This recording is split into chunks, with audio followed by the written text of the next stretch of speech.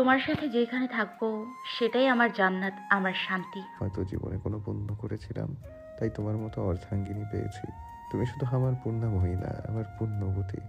পূর্ণা মৃদু হেসে, হয়েছে, বেশি বলছো। পূর্ণাময়ী, এখন তুমি আমার কথা শোনো। এখন তুমি বাসায় চলে যাবে। পারবো না, আমি তোমার সাথে থাকবো। সন্তানদের কথা দিয়েছি, তোমাকে নিয়েই বাড়ি ফিরবো। মাহি অট্ট হাসি হাসছে। পূর্ণা অবাক হয়ে তাকিয়ে বললেন, কি হয়েছে, হাসছো কেন? খুশিতে। এখানে খুশির কি হলো? এই প্রথম আমাকে এত আগলে রেখেছো। প্রিয়, তোমার এত ভালোবাসা পাচ্ছি। যদি এমনভাবে আগলে রাখো তাহলে আমি প্রতিদিন নিজেকে কারাগারে নিক্ষেপ করব। পূর্ণা অভিমানী স্বরে বলল, হয়েছে, আমি কি তোমাকে আগে এইরকম ভাবে আগলে রাখি নাই? রেখেছিলে নাকি? কই, মনে তো পড়ছে না। পূর্ণা অভিমানী স্বরে বলল, মজা নিচ্ছ আমার সাথে? আরে রাগ করছো কেন? কাছে আসো, আদর দেই। মাহি মৃদু হেসে। আহ, আমার প্রিয়তমা। আশ্রমের পিছনের রাস্তায় হাসান দাঁড়িয়ে আছে, কালো ওড়না দিয়ে মুখ ঢাকা প্রিয়া। চারিদিকে ভালোভাবে পলক করে দেখছে কেউ আসে কিনা। প্রিয়া ভয়ে ভয়ে বলল, কেন দেখা করতে চাইছেন? কেউ তো দেখবে। তোমাকে দেখতে ইচ্ছে করছে। এমন করে বলবেন না। আমি তোমার সাথে একটা জরুরি বিষয়ে কথা বলতে এসেছি প্রিয়া। কি? তোমার বোনের বিষয়ে। সে খারাপ সময় পার করছে। এই সময় তোমার পাশে থাকা প্রয়োজন, কিন্তু তুমি তার থেকে মুখ ফিরিয়ে নিচ্ছ। সে আমার মাকে হত্যা করেছে, মায়ের খুনের পাশে কিভাবে থাকি? মাহি ভাই তাকে ভালোবাসে, তাই খুনের দায় নিজের কাঁধে নিলেন। কিন্তু আমি জানি মাকে আপা মেরেছে, তাকে তোমার পছন্দ করতো না, তাই প্রতিশোধ নিল। এসব কি বলছো প্রিয়া? তোমার আপা এরকম কিছু করতে পারে না। আপনি কি এসব বলতে এসেছেন? আমি যাচ্ছি। নাও, দাঁড়াও, এই চিঠিটা নাও। প্রিয়া চিঠি নিয়ে বিদায় দিয়ে চলে যায়।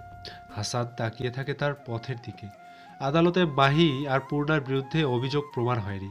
গ্রামের কয়েকজন সাক্ষী দিয়েছে আশার বাসা থেকে একজন অপরিচিত মানুষকে বের হতে দেখেছে সেই খুনি, তাই তাদের জামিনে মুক্তি দেওয়া হয়েছে। কিন্তু মামলা চলমান থাকবে। মাহি পূর্ণা বাসায় চলে আসে। মিহির কান্না করছে। ফেরজাদ বসার ঘরে বসে আছে, খুবই রাগান্বিত। আসমা কোনোভাবেই মিহিরের কান্না থামাতে পারছে না। পূর্ণা ছেলেকে কোলে নিয়ে আদর করতেই থেমে যায়। আসমাকে পূর্ণা প্রশ্ন করে। আলী কোথায়? আসমা কোনো কথা না বলে চোখের ইশারায় দেখায় উপরে আছে। ফেরজাদ উঠে রাগান্বিত স্বরে পূর্ণাকে বলে, তোমার সাহস কি করে হলো আমার আদেশ অমান্য করার? কিভাবে তুমি লুকিয়ে বাড়ি থেকে বের হলে? পূর্ণা কোনো কথা না বলে মাথা নিচু করে দাঁড়িয়ে আছে। মাহি উঁচু স্বরে বলল, মামা, আপনি আমার স্ত্রীর সাথে এরকমভাবে কথা বলতে পারেন না। মাহি, এই বাড়িতে সবাই আমার আদেশে চলে। নারীদের এত প্রতিষ্ঠিত হতে নেই। কিন্তু তোমার স্ত্রী আমাদের জন্য বিপদ নিয়ে আসলো। তোমার স্ত্রীর জন্য এক ছেলেকে হারিয়েছি। তোমাকে নিজের সন্তানদের থেকেও বেশি ভালোবাসি। তোমাকে হারাতে পারবো না। এই বাড়িতে থাকতে হলে তোমার স্ত্রীকে সব কিছু ছেড়ে বাসায় থাকতে হবে। বাইরে যেতে পারবে না। এটা কেমন কথা মামা? পূর্ণা ফেরজাদের কথায় পাত্তা না দিয়ে উপরে নিজের ঘরে চলে গেল। গিয়ে দেখে দরজা বাহির থেকে তালা লাগানো। তালা খুলে ভেতরে প্রবেশ করে দেখে আলী মেঝেতে পড়ে আছে, কপাল ফেটে রক্ত বের হচ্ছে। আলী আলী বলে চিৎকার করে ওঠে। আলী, বাবা, তোমার কি হয়েছে? চিৎকার শুনে মাহি দ্রুত আসে, আলীকে কোলে তুলে হাসপাতালে নিয়ে যায়। ফেরজাদ বাধা দেয়, বলে বাসায় চিকিৎসা করো, হাসপাতালে নিয়ে যাওয়ার কোনো দরকার নেই। পূর্ণা ক্ষুব্ধ স্বরে বলল, আপনি কেমন মানুষ, এই কথা কিভাবে বলছেন? মাহি রাগান্বিত হয়ে বলল, আমার অনুপস্থিতিতে আমার সন্তানদের এই অবস্থা করেছেন। আমি না থাকলে আমার স্ত্রী ও সন্তানদের কি হাল করবেন? যদি এমন হয় তাহলে আমি বাড়ি থেকে চলে যাব মামা। পূর্ণা মাহিকে বলল। চলুন আগে ডাক্তারের কাছে নিয়ে যাই, পরে দেখব। ফেরজাদ রাগান্বিত হয়ে বলে, রাস্তার এক ছেলের জন্য মাহি বাড়ি ছাড়বে? আলী কি আমাদের বংশের সন্তান? ওর জন্য এত কিসের টান? ফেরজাদ ঘর থেকে বের হয়ে বাগানে মোহনের ঘরের দিকে যায়। মোহন একটা চিঠি পড়ছে। তোমাদের বলেছিলাম পুরুনাকে কারাগারে রাখতে। মাহি কি করে কারাগারে গেল? মাহিকে কষ্ট দেওয়ার জন্য তোমাদের সবাইকে জবাব দিতে হবে, ওস্তাদ। ফেরজাদ দরজা খুলে মোহনের ঘরে ঢুকতেই মোহন চমকে ওঠে। হাতের চিঠি দেখে ফেরজাদ জিজ্ঞেস করলো, কিসের চিঠি? গ্রাম থেকে পাঠিয়েছে। শিরিনকে খবর দে, জলদি শিমুকে নিয়ে বাড়ি আসতে বল। সবার এইসব পাগলামি আর ভালো লাগছে না। আচ্ছা বলছি স্যার। ভালোবাসা মানুষকে সুখী করতে পারে, আবার ভালোবাসাই পারে ধ্বংস করতে। এই 4টি অক্ষর জীবনকে ওলটপালট করে দিতে পারে। শিমুল বারান্দায় রেলিংয়ে বসে গভীর দৃষ্টিতে তাকিয়ে আছে আশ্রমের পাশে কবরস্থানের দিকে। পূর্ণা চায়ের কাপ হাতে নিয়ে শিমুলের পাশে দাঁড়ায়। কাপে চুমুক দিয়ে শিমুলের দিকে তাকায়। এতটা গভীর চিন্তায় ডুবে আছে শিমুল, পূর্ণা পাশে দাঁড়িয়ে আছে সেটাও বুঝতে পারেনি। পূর্ণা একবার ভাই বলে ডাকে, সাড়া না পেয়ে কাঁধে হাত রাখে। শিমুল চমকে ওঠে। কি হয়েছে শিমুল ভাই? কিছু না। কি ভাবছো তুমি? কবরস্থানের দিকে তাকিয়ে শিমুল বলল, আমাদের সবাইকে ওইখানে চলে যেতে হবে, তাই না? শিমুলের চোখ অশ্রু ছলছল করছে। এমনভাবে কখনো তাকে ভেঙে পড়তে দেখেনি পূর্ণা। সদর দরজায় চৌধুরী বাড়ির গাড়ি। ফেরজাদ গাড়ি থেকে নেমে ভেতরে প্রবেশ করে। শিমুল ভয়ে ভয়ে দৃষ্টিতে পূর্ণাকে জিজ্ঞেস করে। সে কেন আসছে? পূর্ণা বিরক্তির স্বরে বলল। জানি না ভাই। আয়েশের ঘরে সবাই উপস্থিত হয়। ফেরজাদ জরুরি কিছু বলবে তাই অনিচ্ছা সত্ত্বেও এসেছে পূর্ণা। পূর্ণার দিকে তাকিয়ে জিজ্ঞেস করে, মাহি কোথায়? বাইরে গিয়েছে। কখন ফিরবে? জানা নেই। বাচ্চাদের সাথে নিয়ে বাসায় ফিরে চলো। একজন মা তার সন্তানদের সুস্থ সুন্দর একটা জীবন উপহার দেওয়ার জন্য সব কিছু সহ্য করতে পারে। সন্তানদের শরীরে বিন্দু মাত্র আঘাত মায়েরা সহ্য করতে পারে না। যেই বাড়িতে আমার আলী রক্তাক্ত হয়েছে সেখানে সন্তানকে কি করে নিয়ে যাই? তোমরা কি কখনো ফিরবে না? আমি এই নিয়ে কিছু বলতে চাই না। এটা আমার স্বামীর সিদ্ধান্ত। ওনাকে ছাড়া আমি কোনো কিছু আপনাকে বলতে পারবো না। তাহলে মাহির সাথে কথা বলো। বাড়ি ফিরে চলো পূর্ণা। পূর্ণা আর কোনো উত্তর না দিয়ে চুপ করে দাঁড়িয়ে রইল। আয়েশে প্রশ্ন করল, আপনি শুধু এই কথা বলতে এখানে এসেছেন? না, আমি অন্য একটা বিষয় নিয়ে কথা বলতে এসেছি। আয়েশা আপা, আমি আপনার কাছে আমার ছেলের জন্য পূর্ণাকে চেয়েছিলাম। আজকে আমি আমার মেয়ের জন্য শিমুলকে জামাই হিসেবে চাইছি। সবাই হতভম্ব দৃষ্টিতে তাকিয়ে আছে। এইটা কি করে সম্ভব? শিমুল আর শিরিনের সম্পর্ক মেনে নেয়নি। শিরিনকে কলিকাতা পাঠিয়ে দিয়েছিল। আয়েশে বলল, আপনি তাদের সম্পর্ক মেনে নিচ্ছেন? মেয়ের সুখের জন্য মেনে নিতে হবে। মেয়েকে অনেক কষ্ট দিয়েছি, আর দিতে চাই না। আপনি কি রাজি হবেন আয়েশা আপা? আপনি রাজি থাকলে আমরা আবারও বেআইন হব। আমার কোনো আপত্তি নেই। তাহলে আগামী শুক্রবার বিয়ে অনুষ্ঠিত হবে। ঠিক আছে। ফেরজাদ সাহেব মানুষটা ভালোবাসা কি সেটা বুঝে, তাই সবার ভালোবাসাকে পূর্ণতা দিতে চায়। জ্যোৎস্না রাত, সঙ্গে মৃদু বাতাস, হালকা শীতের আমেজ। তখন মধ্যরাত, জানালার পাশে দাঁড়িয়ে পূর্ণা বাতাসে সাদা ওড়না উঠছে। পিছন থেকে জড়িয়ে ধরে মাহি। অনেক সুন্দর লাগছে প্রিয়তমা, চাঁদের মতো সুন্দরী আমার পূর্ণাময়ী। পূর্ণা মৃদু হেসে।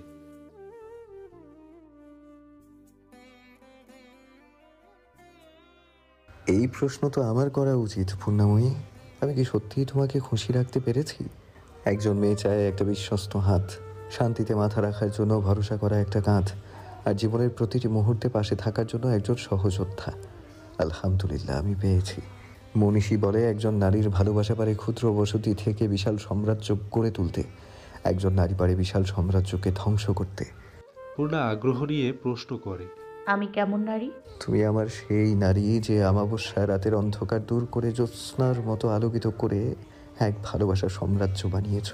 পূর্ণার কপালে চুম্বন করে দুইজন চাঁদের দিকে তাকালো।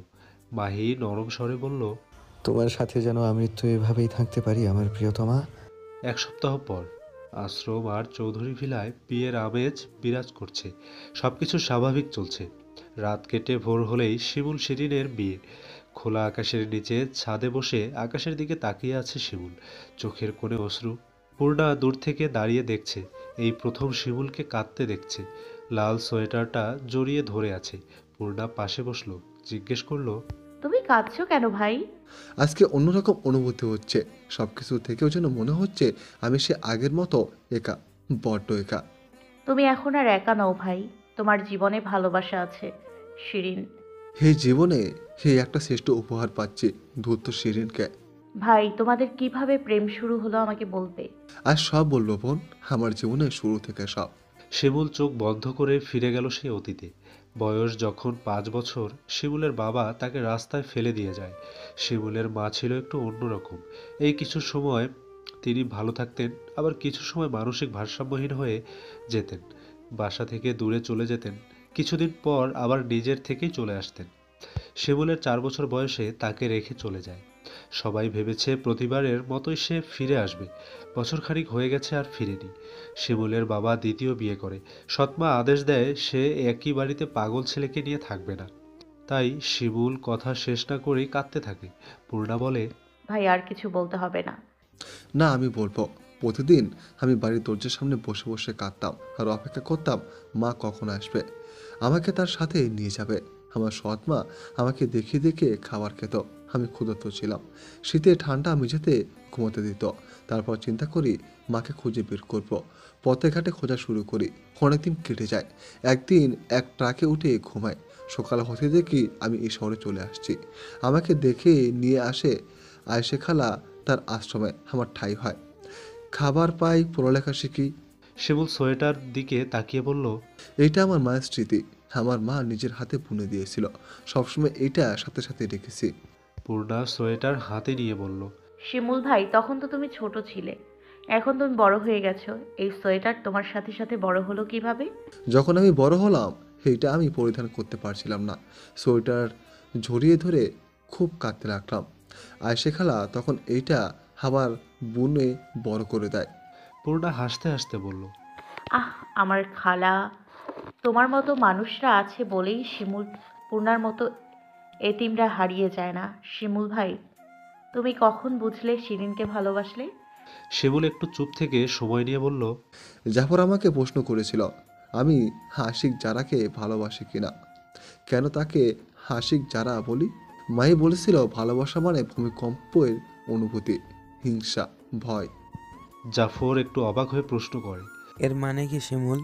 আমি বললাম, যদি ওই মানুষটার সামনে আসলে তোমার হৃৎপিণ্ড ভূমিকম্পের মতো কম্পন অনুভব হয়, তাহলে বুঝে নিও তুমি তাকে ভালোবাসো। যদি তার পাশে অন্য কাউকে দেখলে হিংসা হয়, তাহলে তুমি তাকে ভালোবাসো। সেই মানুষটাকে হারানোর ভয়ে যদি তোমার হৃদয় ছটফট করে, বুক ফেটে কান্না আসে, তাহলে তুমি তাকে ভালোবাসো ভাই।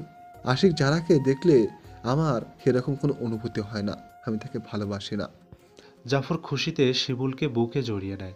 শিমুল বলল, আমি একজনকে ভালোবাসি, তাকে দেখলে আমার এরকম অনুভূতি হয়। কে সেই মেয়ে? ধূর্ত শিরিন। শিমুল তাহলে শিরিনের প্রেমে পড়েছে। কিন্তু শিরিন পছন্দ করত জাফরকে, আর জাফর ভালোবাসে জারাকে। জাফর আর যারা যখন কলিকাতা চলে যায়, শিরিন তখন একা হয়ে পড়ে। তার পাশে সবসময় আমি ছিলাম। আমার উপর রাগ দেখাতে দেখাতে আমাকে তার ভালো লেগে যায়। লাল সোয়েটার পূর্ণার হাতে দিয়ে বলল, এইটা আজ থেকে তোমার বোন। শিমুল বলল, ভাই, এইটা তোমার মায়ের স্মৃতি। এটা আমার কষ্টদায়ক অতীত মনে করে দেয়। আমার মায়ের স্মৃতি তোমার কাছে আমানত থাকলো বোন। শিমুল বলল, ঠিক আছে, এইটা আমি যত্ন করে রাখবো। পূর্ণা মিনিট কয়েক চুপ থেকে বলল, নতুন জামাই, কাল তোমার বিয়ে। ভালোবাসার মানুষকে পাচ্ছ, যাও আজকে রাতে শান্তিতে ঘুমাও। আমিও বাচ্চাদের কাছে যাই। যা বোন, বাচ্চাদের বেশি করে আদর দেবে। পূর্ণা হেসে বলল। ঠিক আছে। শিমুল আকাশের দিকে তাকিয়ে দীর্ঘশ্বাস ছাড়ল। পূর্ণা নিজের রুমে আসে। আলিয়ার বিহির খেলছে। তাদের দিকে তাকিয়ে কড়া চোখে বলল, এত রাত হয়েছে, এখনো তোমরা ঘুমাওনি? এসো, মাকে আদর দিয়ে এক্ষুনি ঘুমোতে যাও। বিহির গুটি গুটি পায়ে মায়ের গলা জড়িয়ে ধরে গালে চুমু দেয়। পূর্ণা কোলে তুলে নিয়ে বিছানায় শুইয়ে দেয়, চাদর গায়ে দিয়ে বলতে থাকে, আজকে হালকা ঠান্ডা পড়েছে, চাদর গায়ে দিয়ে দিলাম, তাহলে আর ঠান্ডা লাগবে না। না হয় মিহিরের বাবা আমার সাথে রাগ করবে, বলবে তুমি ছেলেকে ঠান্ডা লাগিয়েছো, অসুস্থ বানিয়েছো। এখন চোখ বন্ধ করো। হিমির আড়ালে চোখ খুলে তাকায়। তুমি কি মায়ের সাথে মজা নিচ্ছ হিমির? আমি আমি কিন্তু দেখছি। আলি, এদিকে এসো, তোমার সাথে কথা আছে। বলো আম্মা। এখন আমাকে তুমি সব বলবে, কিভাবে তুমি ওই সুরঙ্গের সন্ধান পেলে। আলি চুপ করে থাকে। পূর্ণা চোখ রাগিয়ে, আলি, আম্মা, আমি দাদিকে প্রায় দেখি ওই সুড়ঙ্গ যেতে মিনিট কয়েক মুহূর্তের মধ্যে আবার তাড়াহুড়ো করে বেরিয়ে আসতে। তাকে দেখে আমি একদম চুপিসারে প্রবেশ করেছিলাম। দেখলাম দুর্গের ভিতর দিয়ে বাইরে প্রবেশের পথ আছে। পূর্ণা একটু চিন্তিত স্বরে বলল, আর কখনো যাবে না, যাও এখন গিয়ে ঘুমিয়ে পড়ো। ঠিক আছে আম্মা। রাত অনেকটা গভীর। পূর্ণা পুরো ঘরে চিন্তিত অবস্থায় পায়চারি করছে আর বারবার জানালা দিয়ে বাইরের দিকে তাকাচ্ছে। কৌতূহল হচ্ছে দুর্গের ভিতরে যাওয়ার। নিজেকে সামলাতে না পেরে পূর্ণা কালো ওড়না মুখ ঢেকে বেরিয়ে পড়ল দুর্গের উদ্দেশ্যে। বের হয়ে রাস্তা দিয়ে হেঁটে যাচ্ছে। মনে হলো কেউ পিছন থেকে ফলো করছে। পূর্ণা আড়াল হয়ে দাঁড়ালো তাকে ধরার জন্য। পূর্ণাকে ফলো করা লোকটা শিমুল। সামনে আসতেই চমকে ওঠে পূর্ণা। তুমি আমার পিছু নিয়েছো কেন? এত রাতে তুমি কোথায় যাচ্ছ বোন? শিমুল দুর্গে। শিমুল ভাই, তুমি চাবি ছাড়া তালা খুলতে পারো। আমার সাথে চলো, আমাকে সাহায্য করবে। দুর্গে কেন? ওইখানে কি আছে? সেটাই তো দেখতে যাব কি আছে। পূর্ণা ও শিমুল দুর্গের ভিতরে প্রবেশ করে। পূর্ণার হাতে মোমবাতি নিভু নিভু করে জ্বলছে। সুড়ঙ্গের গভীরে যেতেই দেখতে পায় একটা ঘর বিশাল, দরজা তালাবদ্ধ। আগেরবার পূর্ণা এই দরজা দেখেছিল, ভেতরে যেতে পারেনি। শিমুল তালা খোলার চেষ্টা করছে। খুবই বুদ্ধিমান সে। চাবি ছাড়াই সে লোহার জিনিস বা তারকাটা দিয়ে কৌশলে তালা খুলতে পারে। অনেকবার চেষ্টা করার পর তালা খুলে যায়। পূর্ণা ঘরে ঢুকতে গেলেই পূর্ণাকে বাধা দেয়, বলে আমি আগে যাব, তুমি আমার পেছনে থাকো, যদি কোনো ফাঁদ থাকে। শিমুল মোমবাতি নিয়ে এগোতে থাকে। মিটি মিটি আলোতে কিছু স্পষ্ট দেখা যাচ্ছিল না। ঘরের দেয়ালে একটা মশাল লাগানো দেখতে পায়। শিমুলকে চোখের ইশারায় দেখিয়ে দেয়। মশাল জ্বালায় চারিদিকে আলোকিত হয়। এবার স্পষ্ট দেখা যাচ্ছে ঘরটা সাজানো গোছানো। পরিষ্কার একটা সিংহাসনের মতো চেয়ারও আছে। একপাশে একটা টেবিলের উপর অনেকগুলো বই ও দলিলপত্র। পূর্ণা একটা দলিল হাতে নিল। সেখানে লেখা ছিল, জমিদার কৃষ্ণমোহন তার স্ত্রী অন্নপূর্ণাকে তার সব সম্পদ দান করিল। পূর্ণা দলিলটা রেখে দিল। শিমুল অন্য পাশে দেয়ালের সাথে কান লাগিয়ে গভীর মনোযোগ দিয়ে চোখ বন্ধ করে কিছু শুনছে। পূর্ণা বলল, ভাই কি হয়েছে? কি করছো এমন করে? ভেতর থেকে কেমন যেন শব্দ আসছে। কি বলছো আজগুবি কথা? দেয়াল কি শব্দ করতে জানে? পূর্ণা কান পেতে শুনল কোনো মানুষের কান্নার শব্দ, একদম অল্প স্বরে। ভাই, এই দেয়ালের পেছনে আরেকটা ঘর আছে, কিন্তু বোর এইখানে তো দরজা একটাই। অন্য কোনো দরজা আছে গোপন, খোঁজ করো ভালো করে। কিছুক্ষণ খোঁজার পর কিছু না পেয়ে ক্লান্ত হয়ে শিমুল সিংহাসনের উপর বসে পড়ল। শিমুলের দিকে তাকালো পূর্ণা। শিমুল উঠে সিংহাসনটি সরানোর চেষ্টা করছে। অনেক ভারী। পূর্ণা হাত লাগালো। এক কোণে সরাতে বেরিয়ে আসলো ছোট একটা কাঠের দরজা। শিমুল দরজা দিয়ে প্রথমে ভিতরে প্রবেশ করলো, তারপর পূর্ণা। ভেতরে মশালের আলো ঝলমল করছে। ছোট্ট একটা চকিতে এক বৃদ্ধা মহিলা। চামড়া কুঁচকে দেখে মনে হচ্ছে শরীর থেকে হাড্ডি বেরিয়ে আসছে। বড় বড় চোখ দুটো তাদের দিকে তাকিয়ে আছে। আহ, কি রহস্যময় তাকানো। ঠোঁট দুটো নেলে বলছে। নিরুপমা? তার মুখে মায়ের নাম শুনে চমকে ওঠে পূর্ণা। তার মুখের কাছে গিয়ে বলে, আমি পূর্ণা, নিরুপমার মেয়ে। আপনি আমার মাকে চেনেন তাহলে? কে আপনি? বৃদ্ধা মিনমিন স্বরে ধীরে সময় নিয়ে বলল, তুমি পুরো তোমার মায়ের মতো দেখতে। জলিল আমাকে চেনে। আমার বাবা বেঁচে নেই। আমার পরিবারের সবাইকে মেরে ফেলা হয়েছে, শুধু আমার বোন আর আমি বেঁচে আছি। বৃদ্ধা এই কথা শুনে অস্থির হয়ে উঠে বড় নিঃশ্বাস ছাড়ছে। এখনই হয়তো তার দম বেরিয়ে যাবে। পূর্ণা চিৎকার করে বলছে, যাবেন না। আমাকে বলুন আপনি কে, এখানে কিভাবে আসলেন? পূর্ণার দিকে তাকিয়ে বলল, আমি রহিমা। সাথে সাথে তার নিঃশ্বাস বেরিয়ে গেল শরীর থেকে। হয়তো সে নিজের পরিচয় দেওয়ার জন্য এতদিন বেঁচে ছিল। পূর্ণা হাত দিয়ে তার চোখ দুটো বন্ধ করে দিল। শিমুল বলল, তুমি তাকে চিনো? বাবা বলেছিল মায়ের মৃত্যুর পরের দিন থেকে সে নিখোঁজ ছিল। তাহলে এত বছর ধরে সে এখানে বন্দি ছিল। আমার মায়ের খুনিকে সে চিনত। বিকট আওয়াজ শোনা যাচ্ছে, হয়তো দুর্গার আসল দরজা দিয়ে কেউ প্রবেশ করছে। পূর্ণা বলল, ভাই জলদি চলো, এখান থেকে বের হতে হবে। শিমুল চোখের নিচের দিকে কিছু একটা দেখছে, ওই দিকে তাকিয়ে আছে। পূর্ণা শিমুলের হাত টেনে বেরিয়ে পড়ল। দুজনে গোপন পথ দিয়ে দুর্গ থেকে বের হয়ে যায়। রাত পেরিয়ে ভোর হলো। অন্ধকার দূর হয়ে আলোকিত হলো। আজকের দিনটা আনন্দ উৎসবের দিন। পূর্ণা চলে এসেছে নিজের বাসায়। মেয়েরা সবাই কনে পক্ষ আর ছেলেরা সবাই বরপক্ষ। সন্ধ্যায় বরযাত্রী আসবে, গায়ে হলুদের অনুষ্ঠান শেষ করে মেয়েরা সবাই মিলে বউ সাজাতে প্রস্তুত। লাল বেনারসি সোনার ভারী গহনা, হাত ভর্তি সোনার চুড়ি। চৌধুরী পরিবারের মেয়ে বলে কথা, খালি হাতে কি শ্বশুরবাড়ি পাঠাবে? সব মেয়েরা নীল শাড়ি পরেছে। একই রকম সাজ, কপালে ছোট কালো টিপ, খোপায় বেলি ফুলের মালা। প্রিয়াও এসেছে। কি সুন্দর লাগছে তাকে। চোখ ফেরানো যাচ্ছে না। মায়ের মৃত্যুর পর থেকে পূর্ণার সাথে কথা বলে না। পূর্ণা একটু কষ্ট পেলেও বোনকে চোখের সামনে দেখতে পায়, সেটা কম কি। সব কিছু প্রস্তুত। বিয়ের ভোজ শুরু হয়ে গেছে। এখন শুধু বরযাত্রীর অপেক্ষা। পূর্ণা মেয়েদের বলল, মেয়েরা তোমরা থাকো, আমি একটু আসছি। তাদের বিয়ে শুনে জাফর আর যারা চলে এসেছে। যারা মজার ছলে বলল, মাহি, কে মিস করছো বুঝি? পূর্ণা লজ্জার মাথা নিচু করে বলল, ছেলেরা তার সাথে আছে তাই একটু চিন্তিত। বুঝছি ভাবি, আর বলতে হবে না। তুমি এত লাফিও না, আজকে তুমিও আটকা পড়ে যাচ্ছ। এই মায়ার বাঁধন থেকে ছুটতে পারবে না। একটু পর তুমি সারা জীবনের জন্য শিমুলের দ্রুত শিরিন হয়ে যাবে। সবাই কথা শুনে হাসছে। পূর্ণা বাহিরে যায়। হঠাৎ দরজার পাশে থেকে অফিসারের রুবেল আসে। পূর্ণা চমকে উঠে বলল, এক্ষুনি তো মেরে ফেলতেন। এইভাবে কেউ আসে? আপনি আবার ভয় পান নাকি? ভয় বলে কোনো কিছু আপনার মধ্যে আসে? আপনি এখানে কি করছেন? অনুষ্ঠানে আসছি, আপনারা তো দাওয়াত ছিল। তা বলিনি। এখানে কি করছেন সেটা বলুন। আপনাকে দেখতে আসছি। পূর্ণা বিস্মিত হয়ে আওয়াজ করে বলল, কি? আরে আপনার সাথে কথা আছে জরুরি। আর তাছাড়া আপনাকে দেখতে এসে মহাবিন চৌধুরীর হাতে মার খাওয়ার শখ জাগে নাই আমার।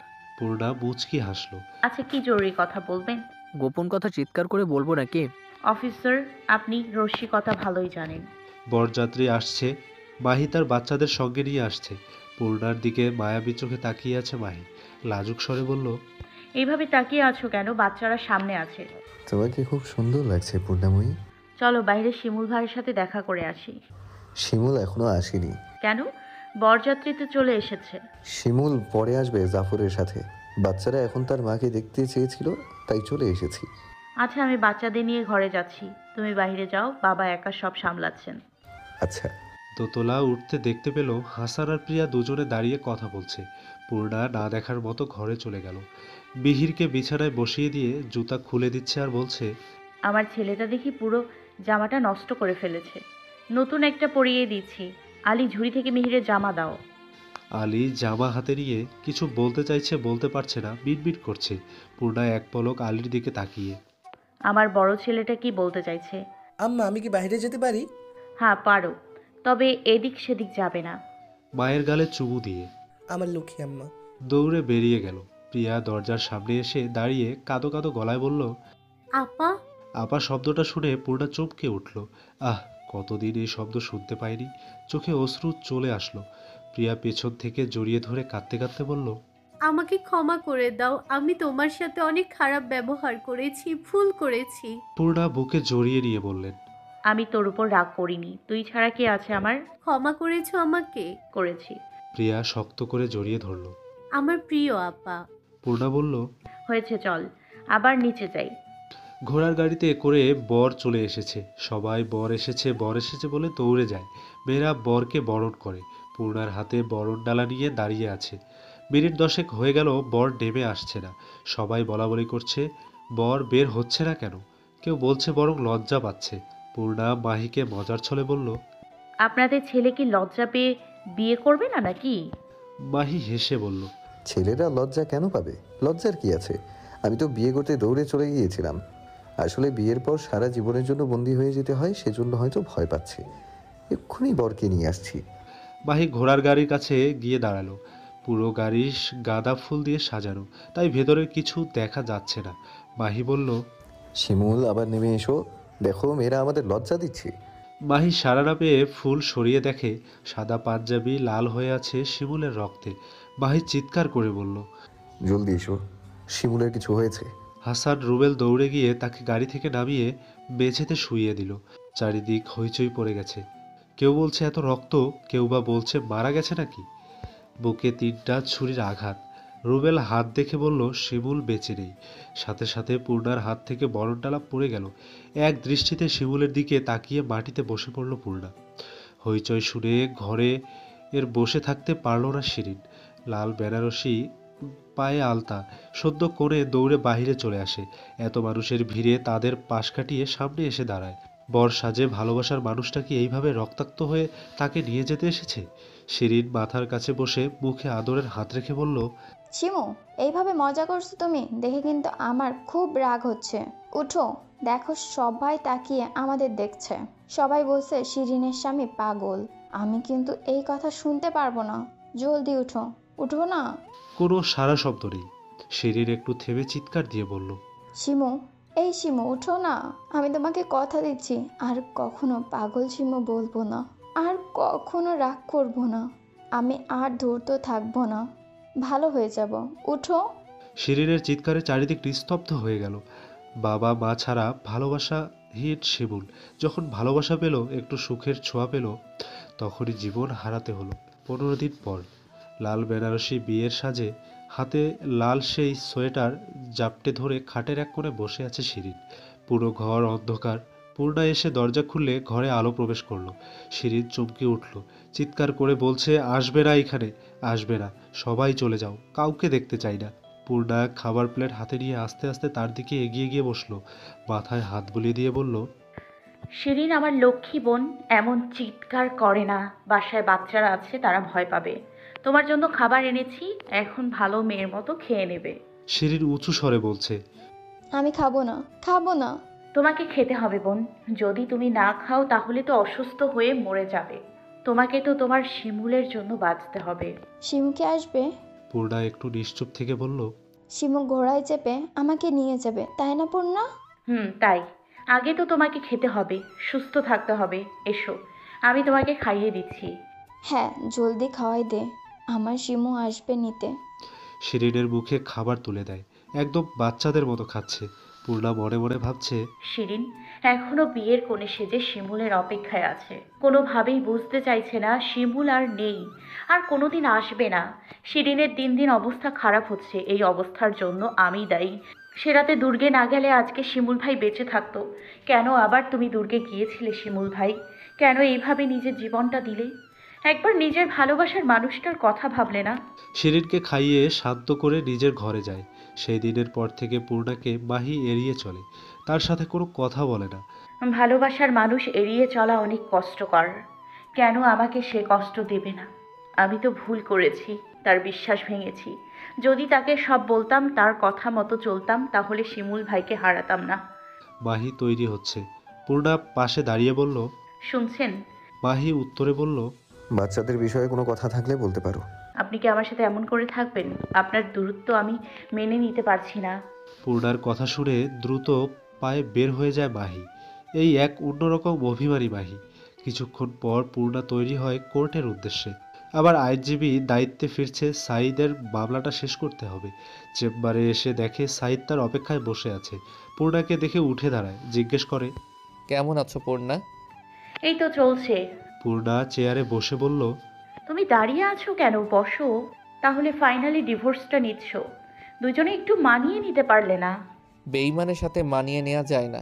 ঠিক বলছো, বেঈমানকে দ্বিতীয়বার সুযোগ দিতে নেই। পূর্ণা কিছু কাগজপত্র হাতে নিয়ে বলল, চলো এইগুলো জমা দিয়ে আসি। হাঁটতে হাঁটতে সাঈদ প্রশ্ন করলো, শুনলাম মাহিয়ের সাথে তোমার সমস্যা হচ্ছে। ভুল শুনেছ, আমরা ভালো আছি। পূর্ণা, মিহির যদি আমাদের ছেলে হতো? পূর্ণা হাঁটা থামিয়ে দিয়ে সাঈদের দিকে তাকিয়ে বললেন, মিহির আমাদের সন্তান, মাহি বিন চৌধুরী আর পূর্ণার। আমরা কি এক হতে পারি না? পূর্ণা একটু রাগান্বিত হয়ে, এইসব কেমন কথা? আমি মাহির স্ত্রী, তার সন্তানের মা, তাকে ছেড়ে তোমার সাথে এক হতে বলছো? অতীত ভুলে যেও না সাঈদ, আমাদের দুজনের অতীত ভয়ঙ্কর। একজন ঠকেছি আর একজন ঠকিয়েছি। তোমার আর আমার সম্পর্ক মামলার মধ্যেই সীমাবদ্ধ থাকবে। আমার ব্যক্তিগত জীবন নিয়ে তোমাকে চিন্তা করতে হবে না। তোমার কাজ শেষ, দয়া করে তুমি যাও। সাঈদ ওইখানে দাঁড়িয়ে থাকে। পূর্ণা হাঁটছে আর একা একা ঠোঁট নেড়ে বলছে, প্রাক্তনকে দ্বিতীয়বার সুযোগ দিতে নেই। যে একবার ছেড়ে যেতে পারে, সে আবারও ছেড়ে যাবে। তোমার খারাপ সময়ে যে পাশে ছিল না, ভালো সময়েও রেখো না, কারণ সে সুবিধাবাদী। আবার সময় খারাপ হলে তোমায় একা ছেড়ে দেবে। বিহির ঘরটা এলোমেলো করে রেখেছে। ঘরের সব জিনিসপত্র এদিকে ওদিকে ছুঁড়ে ফেলে দেয়। পূর্ণা গোছানো ব্যস্ত। প্রিয়া এসে বলল, আপা, বোনকে দেখে হাসি মুখে বলল, প্রিয়া, আমার বোন, ভেতরে আয়। কখন আসলি? কিছুক্ষণ আগে। আমি কাজ শেষ করে আশ্রমে যেতাম, আর সে খালার সাথে দেখা করতে, আর তোর সাথেও কিছু কথা আছে। আমিও তোমাকে গুরুত্বপূর্ণ কিছু বলবো। হ্যাঁ বল। আচ্ছা আয়, আমরা বসে কথা বলি। বিছানায় বসে পূর্ণা বলল, কি গুরুত্বপূর্ণ কথা? আগে তুমি বলো। ঠিক আছে, শোন তাহলে। তুই এখন বড় হয়ে গেছিস, লেখাপড়া করেছিস, অনেক সুন্দরী বোন আমার। এবার যে তোকে বিয়ে দিতে হবে, অফিসার রুবেলকে তো দেখেছিস, সে অনেক ভালো ছেলে, তোকে পছন্দ করে বিয়ে করতে চায়। কালকে আশ্রমে আসবে খালার সাথে এই বিষয়ে কথা বলতে। প্রিয়া বসার থেকে উঠে দাঁড়িয়ে ক্ষুব্ধ স্বরে বলল, আমার পাত্র কি তোমরা ঠিক করবে? প্রিয়া, এইগুলো কেমন কথা? আমি তোর বড় বোন, আর এটা আমার দায়িত্ব। তোমাকে দায়িত্ব পালন করতে হবে না, আমি যাকে তাকে বিয়ে করব না। প্রিয়া রাগান্বিত হয়ে ঘর থেকে বের হয়ে গেল। পূর্ণা হতভম্ব হয়ে গেল, এ কেমন ব্যবহার? প্রিয়ার কিছু হয়েছে না হয় সে এমন করবে কেন? মিনিট কয়েক পর হাসান ঘরে প্রবেশ করলো। উঁচু স্বরে পূর্ণাকে বলল,